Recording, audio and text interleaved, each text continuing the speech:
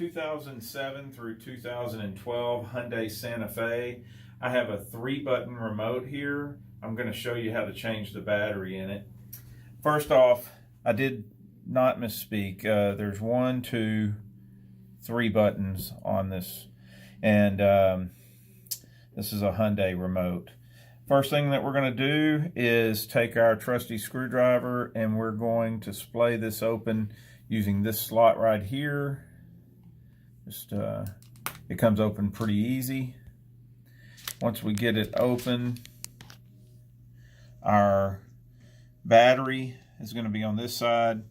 Our motherboard is going to be on the left side, or your right side on your screen. To remove this battery, we'll just take and remove it with our screwdriver again out of this slot here. And this is a CR2032 battery. Okay. Now, we want our plus side down. When we put it back into our spring area here, you can actually see the plus sign inside. And what we're going to do is take, and we're just going to slide it in gently. Go back here. I actually want to put that front end part first.